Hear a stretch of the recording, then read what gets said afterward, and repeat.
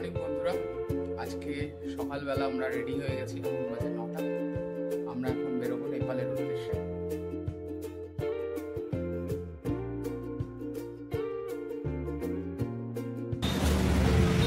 আমরা স্ট্যান্ডে চলে এসেছি।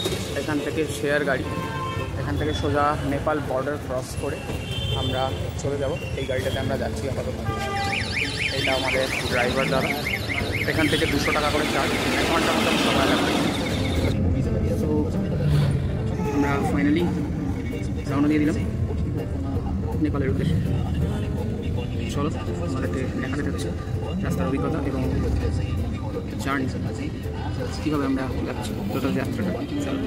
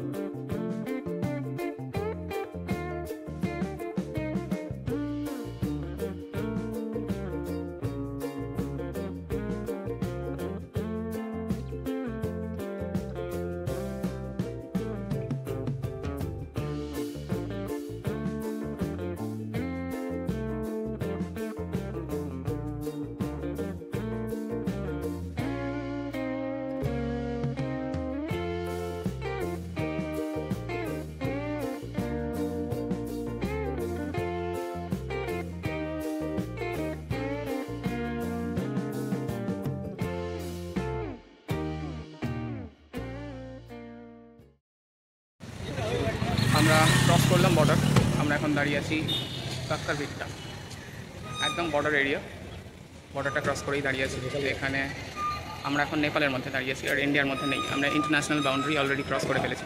চেকপোস্টে ভিডিও নট অ্যালাউড আমরা জিজ্ঞাসা করেছি, রিকোয়েস্টও করেছি, কিন্তু ইন্টারন্যাশনাল বর্ডারে ভিডিও করতে দেবে না। তো সেই জন্য চেকপোস্ট ভিডিও করা সম্ভব হয়নি। আপাতত আমরা দাঁড়িয়ে আছি বর্ডার ক্রস করে, বর্ডারেরই সামনে। ওই দূরে দেখা যাচ্ছে গেট, ওর ওপারেই বর্ডার। আর এখানে সমস্ত দোকানগুলো আছে, এখানে হোটেল আছে, এখানে মানি এক্সচেঞ্জের জায়গা আছে, এখানে ভারতীয় টাকাকে চেঞ্জ করা যাবে।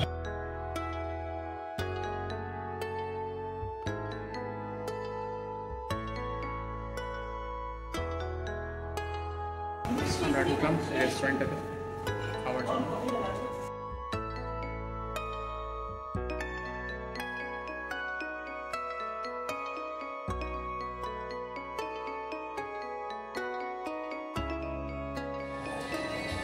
তো আজকের লাঞ্চ আমরা করছি নেপাল। মানে কী বলবো, একটা আলাদাই অনুভূতি। দেশের বাইরে, একেবারে দেশের বাইরে নেপালে। তো আমরা একটা মিল নিয়ে নিয়েছি এখানে, নেপালি থালি, যেটার নেপালি কারেন্সিতে 250 টাকা দাম, 250। যদি এটাকে এক্সচেঞ্জ করা হয় আমাদের ইন্ডিয়ান কারেন্সিতে 156। তো দেখো কী কী দিয়েছে: ভাত, আলু ভাজা, শাক ভাজা, পাঁপড় ভাজা, এটা কিছু চাটনি আছে, এটা একটা চাটনি আছে, শসা, দই, একটা চাটনি, উচ্ছে ভাজা, এখানে দিয়েছে একটা সবজির তরকারি আর ডাল। পরিবেশন অসাধারণ। কাঁসার থালাতে, কাঁসার বাটিতে করে সব পরিবেশন করা হয়েছে। খেয়ে উঠেই বেরিয়ে পড়লাম থাকার জন্য একটা জায়গা খুঁজতে, এবং হোটেল খোঁজ করতে গিয়ে নেপালের রাস্তাতে ঘুরতে ঘুরতে দেখলাম নেপালিরা তাদের ট্র্যাডিশনাল ডান্স করছে।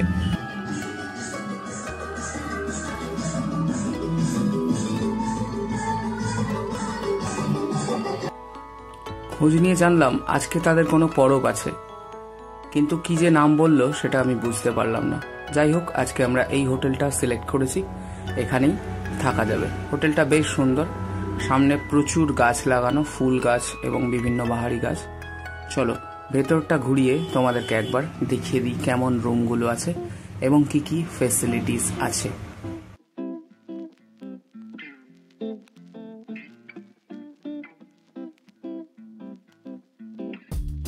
এখানে একটা সুন্দর রিসেপশনের সঙ্গে বেশ ভালো সিটিং অ্যারেঞ্জমেন্টও রয়েছে। নর্মাল খাবারগুলো তোমরা অর্ডার করলেই পেয়ে যাবে, এবং যদি স্পেশাল কিছু লাগে তা এদেরকে যদি আগে থেকে বলা হয় এরা কিন্তু অ্যারেঞ্জ করে দেবে। সুন্দর টেবিল আছে, রিসেপশনটাও সুন্দর। এইবার আস্তে আস্তে উপরের দিকে যাওয়া যাক এবং দেখা যাক রুমগুলোতে কি কি ফ্যাসিলিটি আছে।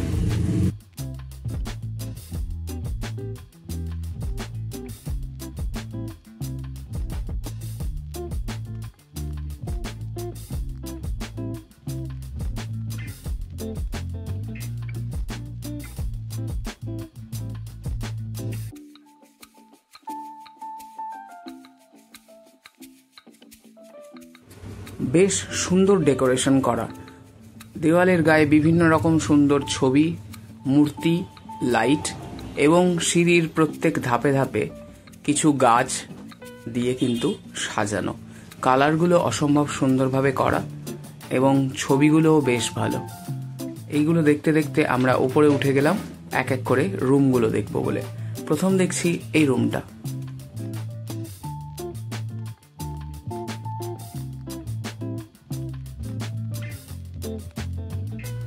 রুমের কন্ডিশন এবং ফ্যাসিলিটিস কিন্তু অসাধারণ। এসি, পাখা, লাইট, টিভি থেকে শুরু করে আছে টেলিফোন, ওয়াইফাই, হেয়ার ড্রায়ার, বাথরুমটাও ঝকঝকে পরিষ্কার। তাছাড়া ঘরে ব্যবহার করার জন্য স্যান্ডেল এবং সোপ, টুথপেস্ট, টুথব্রাশ সবই দেওয়া আছে। তাছাড়া ঘরের মধ্যে আছে ফুল, গাছ এবং বিভিন্ন ধরনের ছবি দিয়ে সাজানো। এটা আরেকটা রুম। এই রুমটাতে আছে একটা সিঙ্গেল বড় বেড। আগের রুমটাতে যেমন দুটো ছোট ছোট বেড ছিল সেপারেট, এটাতে কিন্তু একটা সিঙ্গেল ডাবল বেড আছে। আর এই ঘরেরও বাকি ফ্যাসিলিটি সেম। টেবিলের মধ্যে চা থেকে শুরু করে টুথপেস্ট, সাবান, টুথব্রাশ, শ্যাম্পু সবকিছুই কিন্তু দেওয়া আছে। হেয়ার ড্রায়ার আছে, এসি আছে, লাইট, পাখা, টিভি সবই আছে। একদম ফার্স্ট ক্লাস ফ্যাসিলিটি। রেডি হয়ে গেলাম, চলো আজকে নেপাল এক্সপ্লোর করব আর তোমাদের সাথে শেয়ার করব, দেখাতে থাকছি কি হয়।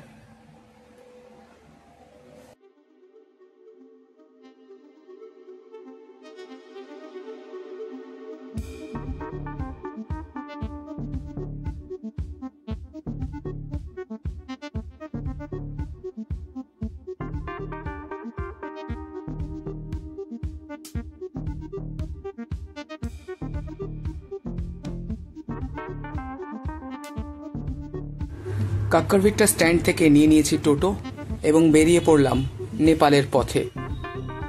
দু সাইডে অসম্ভব সুন্দর চায়ের বাগান, কাশফুল ইত্যাদি দেখতে দেখতে আমরা এগিয়ে চললাম সামনের দিকে। বর্তমানে গন্তব্য হচ্ছে নেপালের সবথেকে বড় ক্যাসিনো ভেগাস।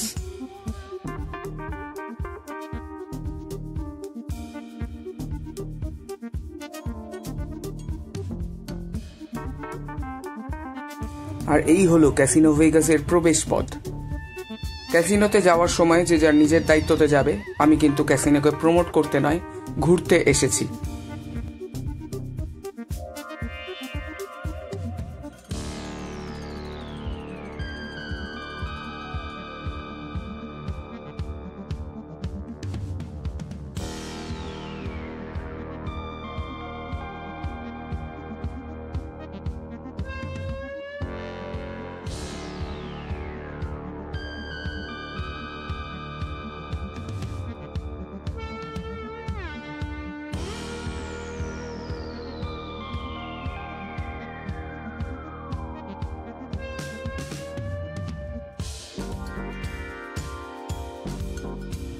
ভিতরটা দারুণ সুন্দরভাবে সাজানো।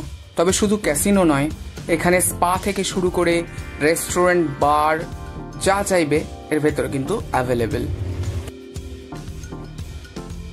কিন্তু দুঃখের বিষয় এই যে ক্যাসিনোর মধ্যে ভিডিও নট অ্যালাউড। ক্যামেরা এবং বাকি জিনিসপত্র জমা দিয়ে ভেতরে প্রবেশ করতে হয়েছে, তাই ভেতরের অবস্থার ভিডিও করতে পারলাম না। তার জন্য আমি ক্ষমা চেয়ে নিচ্ছি।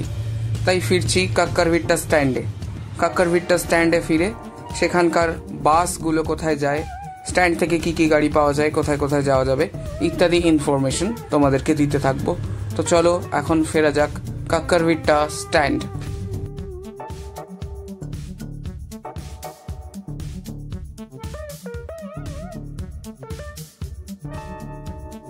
এই হচ্ছে নেপালের কাক্কারভিট্টা বাস স্ট্যান্ড। এখান থেকে কিন্তু পোখরা, শিলিগুড়ি, কাঠমান্ডু বিভিন্ন জায়গার গাড়ি পাওয়া যায়, বাসও যায়, তাছাড়া এই ধরনের সিএনজিগুলো চলছে, অটো আছে এবং প্রাইভেট কার তো আছেই। কিছু কিছু দর্শনীয় স্থান বা ট্যুরিস্ট পয়েন্ট সেখানে কিন্তু বাস যায় না, সেখানে যেতে হলে গাড়ি বুক করে বা রিজার্ভ করে যেতে হবে। যেমন হচ্ছে কন্যাম, ইলম, শ্রীয়ন্তু, এরকম বিভিন্ন জায়গা যেগুলোতে রিজার্ভেশন করে কিন্তু সহজেই ঘুরতে যাওয়া যেতে পারে। পাবলিক ট্রান্সপোর্টের গাড়ি সব জায়গাতে না পৌঁছালেও যদি ইচ্ছে হয় তাহলে কিন্তু প্রয়োজন অনুযায়ী গাড়ি রিজার্ভ করে বা বুক করে নিয়ে যাওয়া যায় এই স্ট্যান্ড থেকেই।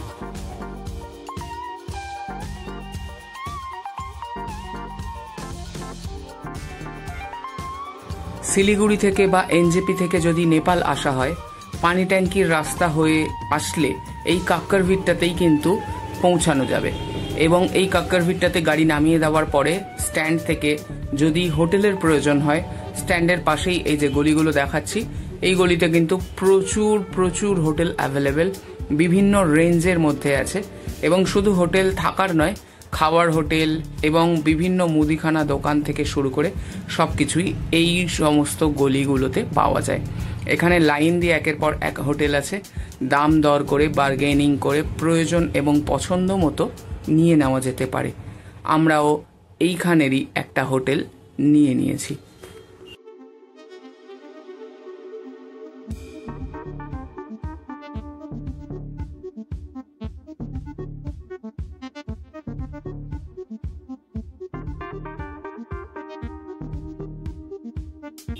এখানে রুমের প্রাইস যদি বলি, সেটা কিন্তু 1000 থেকে শুরু করে 1200, 1500, 2000, 2500-এর মধ্যে পাওয়া যাচ্ছে ইন্ডিয়ান কারেন্সি। এবং যদি নেপালি কারেন্সিতে হিসেব করতে হয় সেক্ষেত্রে কিন্তু 1.6 দিয়ে গুণ করলেই হয়ে যাবে, কারণ ইন্ডিয়ান কারেন্সির ভ্যালু নেপালে 1.6 হয়ে যায়।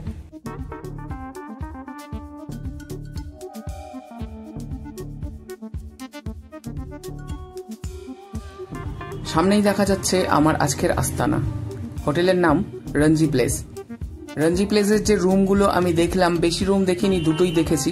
কন্ডিশন এবং ফ্যাসিলিটিস কিন্তু A1, তাই আমি বেশি রুম দেখিনি, তার মধ্যেই নিয়ে নিয়েছি। এবং প্রাইস কিন্তু 1500-র মধ্যে। রঞ্জি প্লেসের উপরে এরকম একটা টেরেস বা ব্যালকনি আছে, খুব সুন্দর জায়গা, পুরো গ্রাস ম্যাট দিয়ে কভার করা এবং সুন্দর লাইট লাগানো আছে, গাছ লাগানো আছে, বসার জন্য বেতের চেয়ারের ব্যবস্থা আছে, টি টেবিল আছে, ফ্যান আছে, পর্দা লাগানো আছে। মানে সন্ধেবেলা বা রাত্রেবেলা উপভোগ করার জন্য কিন্তু একটা পারফেক্ট প্লেস। আর এখান থেকে পুরো নেপাল রেঞ্জের ভিউ সেটা কিন্তু ক্লিয়ারলি দেখা যায়। শুধু ক্লিয়ার বলবো না, অসম্ভব স্বর্গীয় এক সুন্দর অনুভূতি এখান থেকে কিন্তু পাওয়া যাচ্ছে।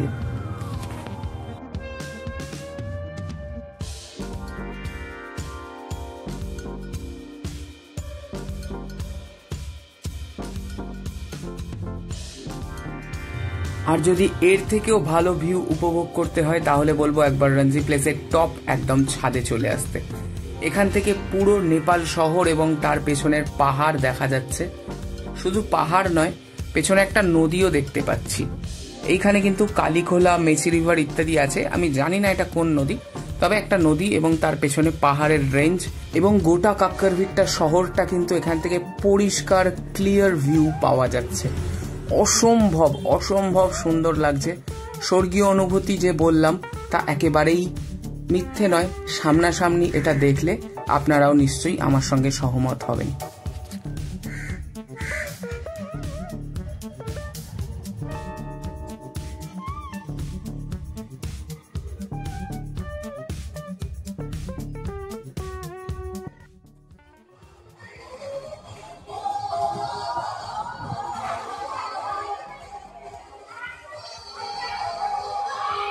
আগেই বলেছি নেপালি কোনো পরব চলছে, ট্র্যাডিশনাল ওয়েতে এনারাও ডান্স করছেন, তারই এক ঝলক দেখতে পেলাম।